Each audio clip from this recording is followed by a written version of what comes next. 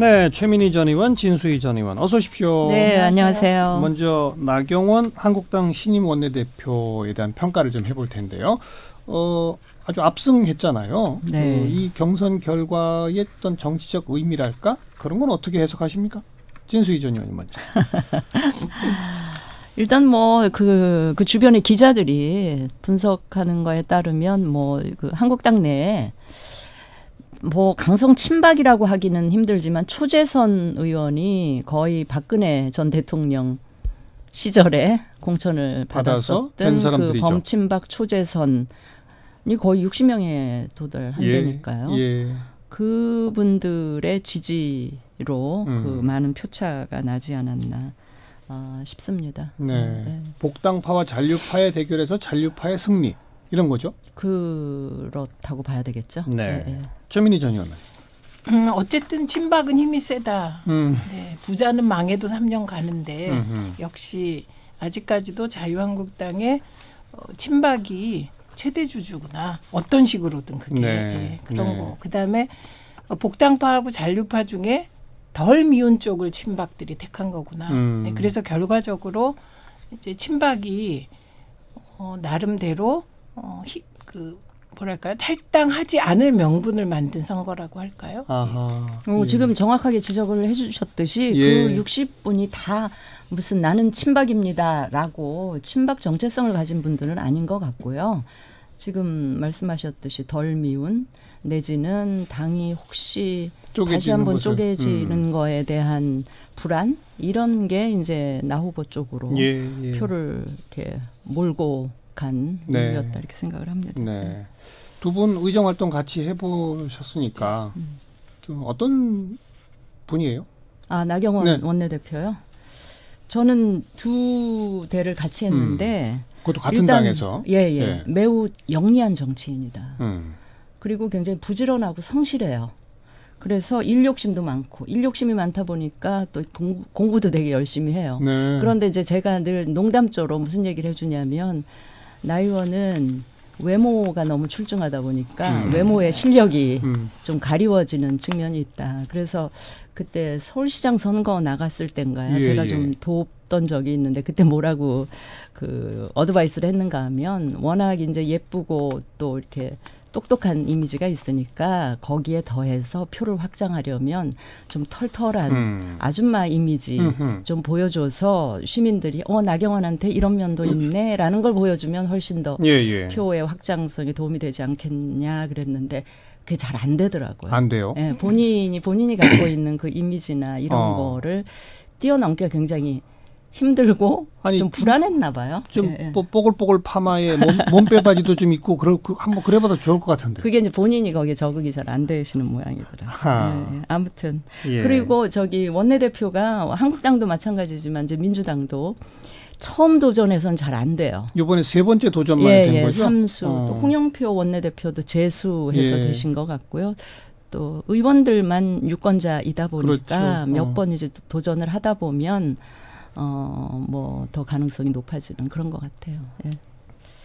저는 19대 때 같이 일을 했는데 19대 때는 박근혜 전 대통령 시기잖아요. 그리고 이분이 친이로 분류되어 있었어요. 그래서 그때는 그렇게 두드러진 의정 활동을 하거나 그러지를 않았습니다. 19대 때 보궐선거로 또 아마 그래서 절반만 했죠. 맞아요.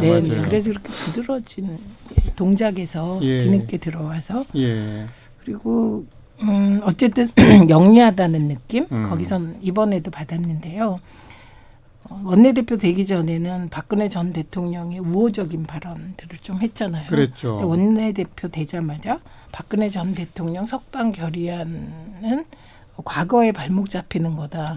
그러면서 입장을 바꾸더라고요. 그래서 진짜 영리하다. 이런 느낌. 그리고 저는 박근혜 대통령이 공주 같은 이미지였는데 이분도 어쨌든 왔다 갔다 만날 때 약간 얼음공주 같은 느낌? 얼음공주. 그런 느낌이 있었습니다. 친화적이진 않은 스타일이세요. 차갑게 느끼셨군요. 아니 근데 이렇게 약간 그러면서도 또 굉장히 친화력 있게 의원들한테 다가가는 우리 당이 달라서 그런 거예요. 그럴 수 있을 거예요. 자, 인물평은 그 정도 하고 이제 원내대표 되자마자 국회의장한테도 인사차 가서 좀 세게 얘기하고 상대당 원내대표 홍영표 원내대표한테도 또 세게 얘기하고 이 첫 발언들이 좀 세더라고요. 어떤 전략적 포석이라고 보시는 거예요?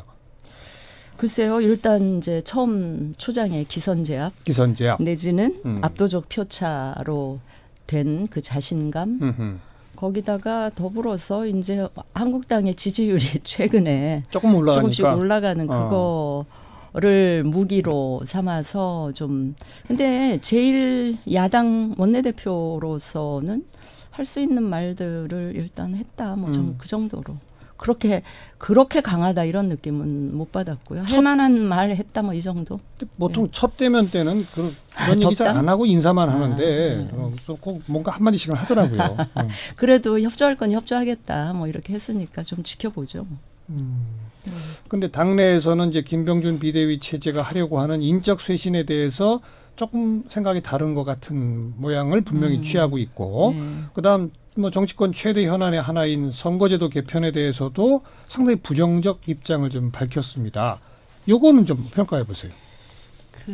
우선 저는 아까 그거에 대해서 세게 얘기한 거. 네. 그러니까 원내대표는요. 그냥 인사를 하고 좋은 관계를 유지하는 게 맞는 거죠. 왜냐하면 원내대표는 당대표랑은 달리 협상을 하는 게 주 임무잖아요. 그렇죠. 그래서 대개 스타들이 원내대표가 됐을 때 성공하는 경우를 좀 못 본 것 같습니다. 오히려 원내대표로 협상을 잘하면서 인정받는 경우는 있어도. 그래서 그거의 연장으로 그렇게 나를 드러내고 강성 발언을 하는 것 역시 그 스타성의 한 표현인 것 같아요. 제가 보기에는. 그리고 뭐 이후엔 어떻게 할지 모르겠고.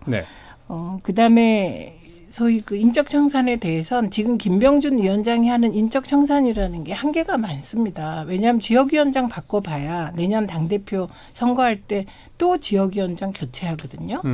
정비를 다 하게 돼 있고 또 공천 때 또 걸러지잖아요. 그러니까 이번에 과연 김병준 비대위원장이 어느 정도 청산할지가 당내의 친박 비박의 소위 인적 청산 문제를 둘러싼 갈등이 어떻게 끝나는지 볼 수 있을 것 같습니다. 그다음에 그 선거제도 개편에 대해서 그 인적 청산 부분에 대해서 나경원 원내대표는 인적 쇄신이 지나치게 많이 되면 대여 투쟁력을 약화시킨다 이런 표현을 썼단 말이에요. 바로 그 얘기는 좀 다 같이 가자 결국 그런 거 아니겠어요? 글쎄 제가 조금 지켜보자고 한 게 뭐냐면 지금 소위 이제 언론의 평가가 범친박의 지지로 당선이 됐다 이렇게 하는 게 중론인데 만약에 그렇다면 되자마자 그분들이 불안해할 인적 쇄신에 맞장구를 치기는 좀 어려웠을 것 같고요. 또 저는 근데 그 말씀 중에 인적 쇄신 지나치게 많이 하면 대여 투쟁력이 약화된다. 그 말을 들으면서 한 가지 간과하고 있다고 생각된 게 뭐냐면 대여 투쟁은 저는 의원 숫자로 하는 건 아니라고 생각을 해요. 메시지로 그다음에 이 국민들 여론을 얻고 가야 그게 진정한 의미 있는 투쟁이 될 수 있을 텐데 국민 여론을 얻기 위해서는 의원 숫자가 중요한 게 아니고 얼마나 이 당 혁신과 관련한 그다음에 이 정책 비전이나 미래 그 국가 비전 관련한 메시지를 내느냐 여기에 이제 국민들이 힘을 모아주고 그게 이제 투쟁력으로 되는 건데 이거를 그 인적 쇄신하고 연결시키는 거는 조금 간과한 중요한 측면을 간과한 측면이 있다고 이 생각합니다. 부분이 영리한 거고 자기 꾀에 빠지는 것이라는 측면인데요. 결국은 대여 투쟁에서 가장 중요한 건 지금 메시지라고 말씀하신 게 방향성이거든요. 그리고 그 당이라는 게 한 목소리가 될 때 가장 대여 투쟁력이 높기 때문에 사실은 인적 쇄신이 잘 되고 나서 대여 투쟁을 더 잘할 수 있는 측면이 있는 거죠. 근데 지금 어쨌든 범친박으로 분류되고 친박의 지지로 됐기 때문에 이제 김병준 비대위원장의 지역위원장 물갈이를 통한 인적 청산에는 일단 이런 태도를 보일 수밖에 없는 거죠. 그러니까 그거는 당내용 메시지로는 영리하게 잘 했지만 그리고 보답한 메시지지만 한 발만 떨어져서 보면 자기 꾀에 빠진다 이런 느낌이 들죠. 네. 아까 이제 선거제도 개편에 대한 그걸 또 이어주시면. 예, 그리고 선거제도 개편에 대해서 오늘 한 얘기를 보면 반대하고 있는 겁니다. 근데 이 부분도 정무적으로 좀 판단을 잘 못한 것으로 보입니다. 왜냐하면 지금 선거구제 개편은 뭐 그렇게 쉽게 일도양단하듯 뭐 이렇게 하겠다 저렇게 하겠다 할 사안은 아니고 지금이야말로 진짜 지혜를 짜내서 A안 B안 C안을 만들어야 되고 만들 수도 있다고 봅니다. 예, 그런데 이건 그냥 그 어렵다. 사실상 반대 얘기를 다 던지고 나니 갑자기 지금 전국이 자유한국당을 둘러싸고 나머지 당이 압박하는 형식으로 바뀐 것이거든요. 그러니까 이런 그 디테일한 부분에 대해서는 조금 더 신중할 필요가 있는 거죠. 이 문제에 관해서는 그 나 대표가 좀 너무 솔직하고 정직했다. 너무 솔직했다.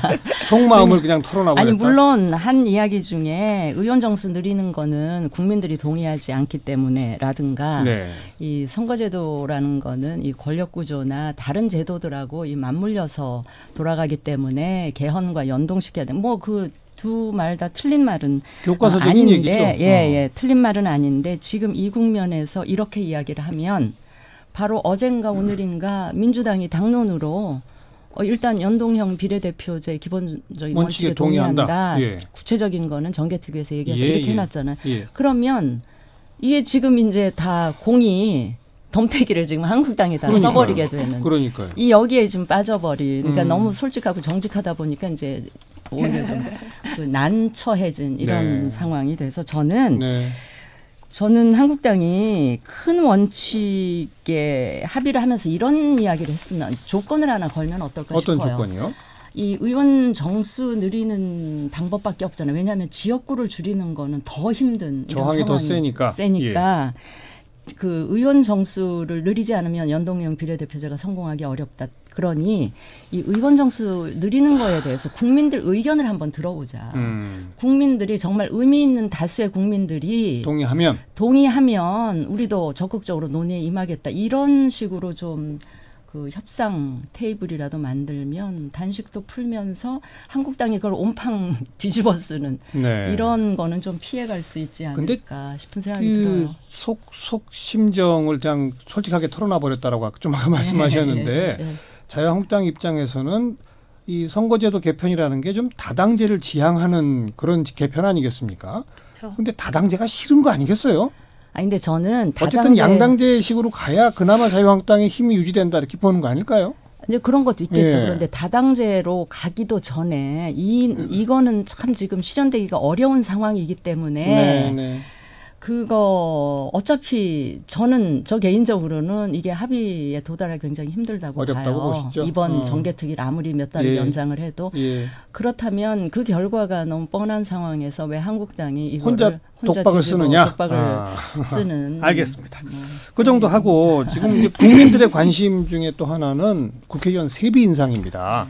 2년 동안은 동결했더니 전년보다 1.8% 인상한다. 이게 연봉으로 따지면 올해보다 182만 원 인상이고 뭐 추가 지원 활동비 같은 거 합하면 대략 국회의원 1인당 받아가는 돈이 총 1억 5,176만 원으로 늘어난다고 합니다.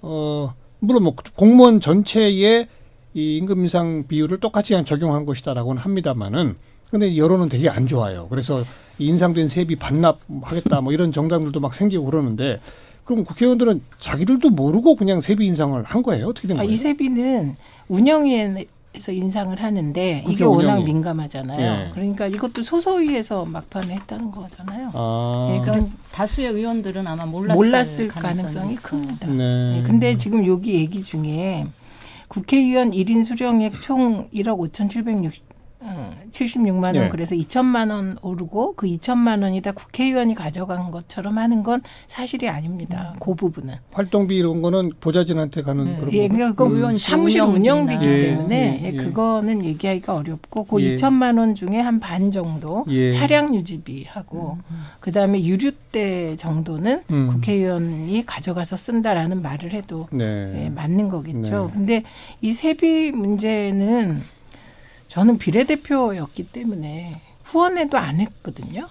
그런데 돈이 없어서 일을 못한 적은 없습니다. 대신 이제 토론회 같은 걸 할 때 다른 의원실에서는 50만 원 줄 때 저희는 미리 양해를 구하고 20만 원밖에 발제비를 못 드리고 지금 생각하면 좀 죄송하긴 한데. 정책 토론회 하고 할 때는 또 국회 경비 신청하면 그거는 별도의 주머니에서 또 지원하기도 하더라고요. 나오는데 후원회가 있는 분들은 그 발제비를 많이 줄 수 있죠. 근데 그 정책 개발비 내에서 일을 많이 하게 되면 이제 아무래도 토론자나 발제자들에게 돈을 적게 줄 수밖에 없는 정도의 불편. 네.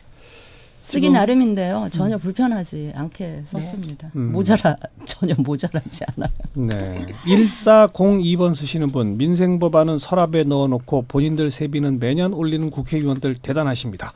이영란님, 자기들 수당은 올리고 복지는 삭감하고 다 도둑놈들 같네요. 근데 이거는 소소위 의원들이 그렇게 한 걸 갖고 300명 의원들이 다 욕먹는 좀 그런 상황이 벌어진 것 같아요. 어쨌든 지금 민주당, 바른미래당, 민주평화당 다 이제 반납하기로 했고 심지어 정의당은 한 발 더 나가서 국회 운영위원회를 통해서 세비 환수를 추진하겠다 이러고 국회의원 보수산정위원회를 만들자. 이 국회의원 보수산정위원회라는 게 시민이 참여해서 국회의원들이 연봉을 셀프 인상하지 못하도록 하는 그런 위원회를 좀 만들어보자는 제안인데 이건 어떻게 생각하세요? 이게 세비산정위원회가 이미 제안이 나왔던 제안이 이번에 다시 나온 것이고요. 네. 그러니까 일단 이런 얘기가 나오게 만들었기 때문에 논의를 해야 될 것 같고요. 그리고 지금 이 시기에 세비 올린 그 센스는 정말 뭔지를 모르겠습니다. 왜냐하면 지금 그 연동형 비례대표제도 얘기하고 이러면서 뭔가 국회의원들이 국민들께 좀 더 예쁘게 보여야 될 시기에 세비 인상에서 이렇게 세비 인상 폭탄을 터뜨리면 진짜 국회가 더 욕먹을 것 같은데 진짜 이건 안 맞는 거 같아요. 그러니까 국민들이 보기에 진짜 코미디죠. 자기네들이 올려놓고 또 자기네들이 막 반납한다고 난리를 치고 하니까. 예. 부끄럽네요. 이미 나와 있는 얘기입니다만은 국회의원 정수를 늘리게 되더라도 국회 총 예산은 동결하자는 아니겠습니까? 즉 현재 쓰고 있는 돈에서 의원 숫자를 늘리면 세비는 다 낮아지는 거잖아요. 제가요 어떤 제안을 했냐면 국회에서 상임위 활동을 정말 세심하게 하다 보니 의원이 2배로 늘었으면 좋겠다는 생각이 들더라고요. 시간도 없고 맨날 아프고 그래서 제가 그런 제안을 했어요. 국회의원 수는 2배로 늘리고 대신 모든 경비를 반으로 줄이자. 그러니까요. 그런 제안을 했습니다. 순진하게. 그랬더니 어떤 선배 국회의원들이 그러면 결국 첫 한 해는 그렇게 하고 그 다음에부터는 과거로 돌아가서 경비가 2배로 늘 거야. 그러니까 그런 말 함부로 하지 마. 이렇게 얘기를 하시더라고요. 그런데 돌아보면 제가 너무 순진한 발상이었던 것 같습니다. 그러니까 정말 예산은 동결하고 의원 정수만 늘리는 거는 첫 해만 적용되고 그 다음에는 돌아갑니까? 그래서 그건 모르겠는데 어쨌든 저는 만약에 연동형 비례대표제가 의원 정수를 늘리는 길밖에 없다라고 되면 그거는 국민들한테 저는 이거는 직접 국민들 의사를 물어봐야지. 물어봐야 되고 물어볼 때 조건이 예산 안 늘린다 정도가 따라 붙어야 그나마 동의가 나올 거예요. 이거 선거제도고 그러니까 그냥 정치인들이 국회에서 법 통과시키면 된다. 이 발상 저는 다른 건 몰라도 이것만큼은 국민들한테 직접 물어봐서 해야 된다고 그리고 생각해요. 꼭 말씀드리고 싶은 게 국회의원들이 주로 감시하는 게 장차관이잖아요. 장차관들이 받는 월급이 1억 5천인데 국회의원이 7,500만 원 받잖아요. 그러면 거기서 또 문제가 생깁니다. 이게 복잡한 현실적. 그것도 또 있네요. 알겠습니다. 오늘은 여기까지 정치 좀 아는 누나들 최민희 전 의원, 진수희 전 의원 수고하셨어요. 네, 감사합니다.